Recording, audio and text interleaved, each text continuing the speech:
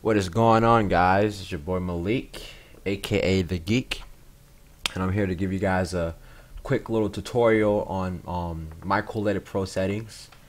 And one thing I want to mention right away is that just a reminder that these settings may work for me, and it may work and sound good for me, but it may not work for you. You know, a lot of artists that use Cool Edit Pro fail to realize that we all are different artists and we all have different voices, and each song that you edit should be different. Like, some songs sound better than others, the way you record it and the way the vocals match with the instrumental. So I want to let you know right off the top that this is just an idea of what you can do to improve your vocals. It's not exactly what's gonna make your vocals sound really, really good. You really gotta find out yourself. You gotta mess around with the different settings. So I'm just gonna show you guys what I use and what I mess around with, when I record and when I edit. So this is just a little track I have from my song Sweatpants and Video Games. I already have this song edited, but I'm just gonna show you guys what I do to edit it raw. So this is how it sounds raw. Uh, it's the chill type of day for me. You see it, so it's pretty raw. There's no editing. I didn't edit anything on there yet. But the first thing I usually do is I silence the front of the track and the back of the track. And you got to make sure you don't cut out anything important when you do this. Yeah. So that's how. You just really gotta play around with it. But I silence this. On rare occasions, I'll even silence, like, in between each little, each word basically, or each like rest. It's the chip. Because it'll be like this and then like this, like any little rest like this, I will silence usually. But for the sake of the time, I'm just gonna do the front and the back, and it just depends on what type of track it is and how it sounds, and if it's a problem when I record, so yeah. So I would start like that, and then the first thing I would do is do some processing.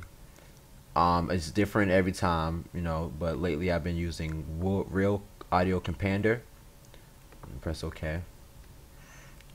Yeah. And then you gotta remember, whenever you apply some type of edit, you gotta listen to it to make sure it's not off. It's the because you don't want to edit the whole thing and not know like what's wrong with it. You want to listen at the every step so you know how it sounds basically. So I usually do mastering heavy and wide for the filters, heavy and wide. Yeah. So let's see. It's the I can already hear like the noise becoming a problem, and I'll fix that pretty soon. Just watch. Now I do spit clear. Yeah. It's the chill type of day for me. Alright, and then I'll do some delay effects. I'll usually use reverb, and I'll do natural reverb just because it sounds natural. This pretty much common sense. Sometimes I'll do an echo. It just all depends on what type of song it is, and the echo I'll usually use is it'll be the mono vocals 2, and I'll just play around with the initial volume, and then just a tip for when you do the echo, you might want to cut this part out if you want to hear the preview. That way you don't have to wait, because it's kind of, I'm not sure how it works, but it's kind of slow when it shows you the preview when there's a lot of space in front of it. And then I'll do a hiss reduction. Usually I do standard, but it all just depends on my vocal and how loud it is, and it just all really depends. So I'll do standard for right now. And if standard is too much, then I'll just come back and do light or heavy. Yeah. It's the chill type of day for me. See, and to be honest, I'll be done. Like, I'll be finished with this. Like, this is basically all I do, to my vocal. Me.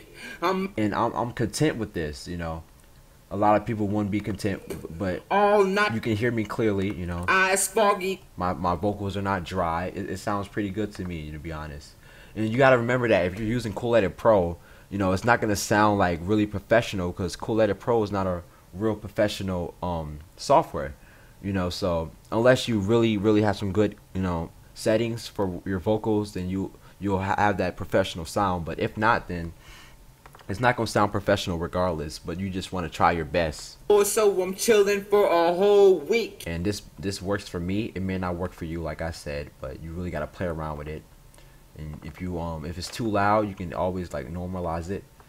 And you know, the quieter the better for me. So I'll normalize it usually to 70%. Or Yeah. yeah, like that. And I can always, you know, mess around with the volumes on here. Yeah. It's the chill type of day for me.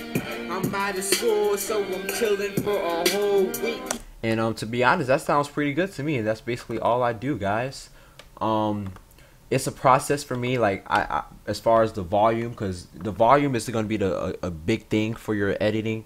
You got to make sure your volume is good. You don't want your listeners to be hearing the volume inside their headphones and they'll be like, oh man, this guy's too loud, you know. So what I usually do is I'll mix down my session a couple times, and I'll keep coming back and messing around with the volume, you know, until I get it right.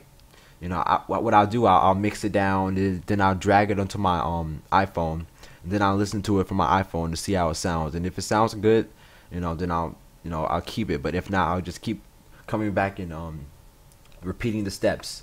But remember that when you edit, you always want to save the raw copy of the song, basically. So the raw vocals, you never save what you edit unless you're like 100% sure is how you want it to be. Do not, you know, save it, because you always you can be listening to one day and you should be like, oh, you could be like, oh man, this don't sound how I want it to sound. And if you got all those effects on it, then you're not gonna be able to go back and hit undo, you know. So always keep the raw versions of your vocals. Always remember that. You know, even if you're just doing a mix down, which I just explained, you just want to keep your Cool Edit Pro open, you know, and you can, you know, so that you don't have to keep going back and forth with the editing. But yeah, you can make it work. But yeah, guys, that's basically all I have for this video. I feel like I covered a lot of important things, but if you feel like I haven't, then you can just leave me some questions in the comment section.